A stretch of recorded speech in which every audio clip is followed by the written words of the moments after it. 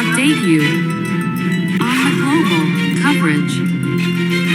They are reaching in the early morning at 9:20 after a few hours local time for Tel Aviv. So they will land at Bengaluru Airport, President Trump. Right. They will land at Bengaluru Airport, the red carpet will welcome them, and directly from Bengaluru Airport, they will probably meet with Netanyahu briefly, and the President of Israel, and the hostages and their families. But that meeting will be in a different context. The context will be that before they arrive, the people of Hamas are going to release all the survivors in the next few hours. That is, before Trump arrives. That is, before Trump arrives, the survivors will have been released. This is an understanding between Hamas and President Trump, in which, interestingly, not only Steve Witkoff has played an important role, but Jared Kushner has entered again in the Middle East politics. Jared Kushner was not visible. So yesterday when he was addressing Steve Witkoff in Tel Aviv, Jared Kushner was with him, and Ivanka was also there. So his daughter and son-in-law were both there, and when Steve Witkoff took the name of President Trump, then slogans began to be raised in favor of President Trump. When he took the name of Netanyahu, then abuses began to be uttered. The whole gathering is being stated that 5 lakh Israelis were gathered in Tel Aviv. And as soon as Steve Witkoff took the name of Netanyahu, then he started abusing. In the whole crowd, he abused and whatever. And when he took the name of Trump, then he was very happy. Everyone said that Trump has spread a lot here. Okay, after that, before Trump reaches there, he and survivors are being released. 20 who are alive. And after that, Trump will go directly from the airport to their Knesset or parliament. He will address the parliament that his stay is of 3.5 hours, total of Israel. And after that 3.5-hour stay, he will go to Sharm el-Sheikh. President Trump is reaching Sharm el-Sheikh. And President Trump is holding a global conference in Sharm el-Sheikh tomorrow. This is going to happen in the next 24 hours. In 24 to 36 hours, all this will happen. And there, leaders of 20 countries are participating there. And President Trump is with them. Because it is happening in Cairo, it is happening in Sharm el-Sheikh, in Egypt. So Abdel Fattah Sisi will be with them. After that, French President Macron is also reaching Egypt. Turkish President Recep Tayyip Erdogan is also reaching Egypt. President Trump will address a global conference. He will go to Israel. After spending a few hours in Israel, he will go to Egypt. And all these are leaders of 20 countries. Those who have been confirmed are Recep Tayyip Erdogan, British Prime Minister Keir Starmer, Spain Prime Minister Pedro Sanchez, Italian Prime Minister Giorgio Meloni, European Council President Antonio Costa, UN Secretary General Antonio Guterres, and Shah Abdullah of Jordan. And Shahbaz Sharif is also going from Pakistan. So these are the leaders of 20 Arab countries. They have not yet been finalized. But it has been finalized that from India, Iran was invited, but Iran is not going. Iran was invited, but Iran is not going. Iran was invited, but we are not going. We do not want to sit there. India was invited, but Modi ji will not go. Because if Modi ji goes in front of Trump, and Trump suddenly says that Saad is ready, then I had also dropped you. That is, if Pakistan had dropped you, then it would have ended the war. So, if that happens in front of everyone, then what will happen? So, Modi ji is not going, and Jai Shankar is also not going. So, the confirmation that is happening from there is that Vardhan Singh, who is the Minister of State, that is, at the lowest level, if someone is going there, President Trump, who is not recognized. But if he says something in his presence, then what will happen? Anyway, he is participating in the Gaza Peace Summit. Now, in this, the issue is that in that, one phase has been completed, and that was successful. Was it successful or was it a ceasefire? It was a ceasefire. And as a result of the ceasefire, in that phase, millions of people from north to south, from south to north, but in one strip, which is 53 or 58% strip, which is the yellow line, the army is present up to there. And there, the Central Command. The Central Command, they have also sent 200 soldiers. Now, President Trump is also coming. But the stage after this is difficult, and long and complicated. President Trump has internationalized this issue. He has made it a very big table. And Israel, he has not called Israel there. There is no Israel in Cairo. Neither is there Hamas in Cairo, nor is there a Palestinian. There is no Palestinian representative there yet. There. President Trump will sit all these countries and prepare for the next phase. Okay, it is possible that at the last minute, the Palestinians will be invited, because this is happening rapidly. And Hamas has also decided that before Trump arrives, actually, it was a 72-hour time. Before Trump arrives, we are releasing all these prisoners so that President Trump gets a very good message. And when that message is going to President Trump, then, as a result of that message, Israel was not ready for this, that this will happen suddenly. So they are sending their prisoners, the prisoners they have to release, from different prisons, that at 2 to 3 points, the West Bank, they should gather there so that they can be released. But the question is that if they are released, then a very big celebration will start there.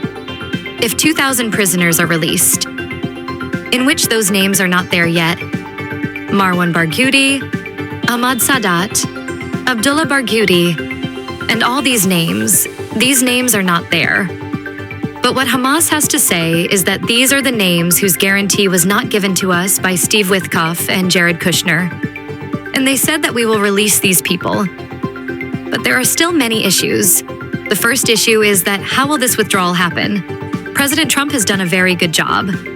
That instead of taking everything on himself, he has put everything on everyone. You tell, you tell.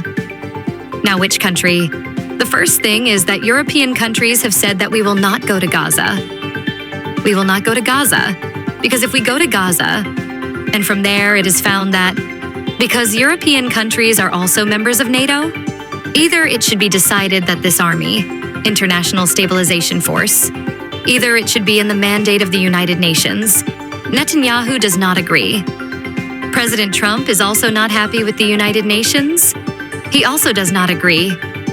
Either it should be in the mandate of the United Nations. In that case, the Army of the United Nations is present, it is present there, between Lebanon and Israel, as observers, in the same way it is present on the Golan Heights, but it could not do anything. When the Army of Israel went ahead, on the Golan Heights, after Bashar al-Assad's government fell, it could not do anything further. Now the issue is that here, what will be their mandate? What will be the mandate of the International Stabilization Force? And it always happens that whatever work is done under the umbrella of the United Nations, it has a method. Now, what is the mandate of the International Stabilization Force? Under which law will it be mandated? If there is no peace army of the United Nations, and you send it to Gaza, now in this, the army of Muslim countries will also be there, or for example, the army of Turkey, or the army of Qatar, or Pakistan, whichever country has an army, Saudi Arabia, Egypt, whichever army has an army, how will they be mandated? That is, they will be observers, peace observers, the observers of the UN. They have a mandate from the peace observers. What will be their mandate? If Israel's presence starts, will they take action from Hamas? How will Hamas disarm? Hamas will say that you are also a peacekeeper. We are also peacekeepers. They are sitting together. They throw missiles every other day. Either disarm them too. Disarm Israel too. If we are disarming and we are saying that we will remain peaceful, nothing will happen. We are throwing all the weapons. Throw them on the West Bank. So who has Israel kept the nuclear weapons and the missiles that are being purchased? President Trump has discussed one more thing with his team, that I am interested in another thing, that I am going to end Israel's aid, or I am going to stop it. I want peace so that Israel's aid ends, which America gives money to Israel every year. Behind peace, there are also businessmen, but they are thinking with Egypt that Egypt also gets aid. What will happen to that aid? Anyway, but Egypt can say that we are reconstructing Palestine through that aid, or we are training it, or we have this money. Egypt has 100 other issues. Israel has nothing. They take money because we want to kill the Palestinians here. Now, when the war is over, Hamas has put a point that we throw weapons. And there, the law and order issues. There, too, the police. They do not have weapons on the West Bank. They do not have weapons at all. They also have weapons with which they have fought. But the thing is that why is Israel nuclear? And why did Israel put these weapons? So this question will arise. The second question will arise that on what guarantee will they hand over their weapons to the Muslim countries? And why will the Muslim countries take weapons from them? Because Israel has ditched every Muslim country. If Qatar enters, then what did Israel do with Qatar? They will say that we will not attack Qatar. If they attack America, then what will they do in Gaza? In the same way, in Egypt, on its Philadelphia corridor, every other day he lies and runs away. Netanyahu. In the same way, in Syria, there is another issue. There is a man named Ali Kawan. This is another topic going on. His remainings are also being returned. Okay, this man. His remains are being returned. I will tell you his history in a few minutes. It is very interesting. He belongs to Egypt. This has to do with Egypt. He was expelled from Egypt after the Swiss crisis in 1956. After the Swiss crisis, he was expelled from Egypt. He was picked up by the Israeli army. He was recruited. He was a clerk there. At one time, he was a clerk in Egypt, but he was an intelligent man.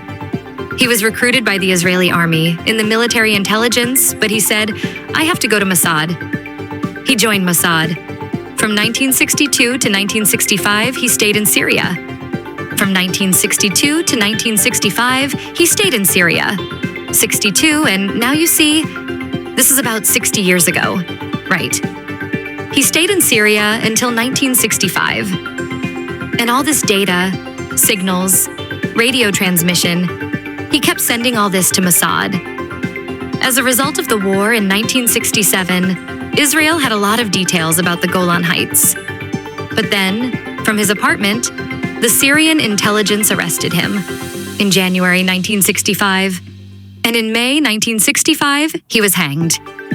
In May 1965, he was hanged and buried. After 1965, the rest of this is the return of Israel, the change that is taking place. Okay, on this, a Netflix movie has been made, I think. Its name is The Impossible Spy. A TV series has been made, The Spy, and a Netflix movie has been made, The Impossible Spy. I am speaking about both TV and Netflix, but Impossible Spy and Spy, these two movies. So this is called The Hero of Mossad because he was hanged in 1965 and was buried in Syria. Now, all these things are going on, that the incidents should be brought back. So, his dead body was buried somewhere in Syria in 1965. His body is also being brought back. And his body is being given back from there because he is their hero. Due to from there, Yahya Sanwar, Mohammed Sanwar, Marwan Barghouti, and Abdullah, his body is lying somewhere in Syria. And he was hanged in 1965. It is happening again on the condition that these names were present in the list which Israel has cut. So these names will be decided tomorrow. The restrictions imposed on the rare earth minerals have created a lot of tension. And the 100% tariff in the markets all over the world are on it. Now, it will open soon. The markets will be known. But it is going to have a very dangerous impact. But the whole world will know what news is coming from Cairo and Gaza. How two states go towards a solution. What is the timeline? What is the plan? This will be decided now. The first phase was successful. The world is convinced that President Trump is the only person who can stop the war. On the other hand, Zelensky is saying that the way you did it in Gaza, do the same with me. Do the same with me. He is saying that I also congratulate you. You have to take the Nobel Prize from me.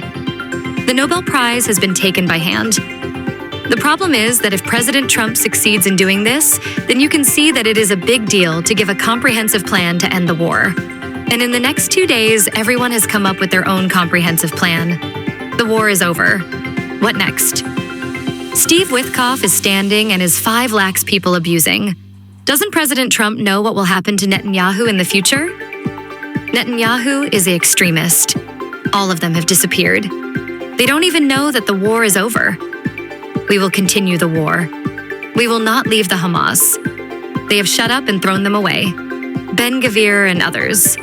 2 or 3 extremists. They have disappeared. They have run away before. I don't know where they have gone. They know that the war is over. Something is going to happen. Move away. Netanyahu has also joined Trump. What will happen? They have disappeared. The issue is that in this whole scenario, the world is moving forward.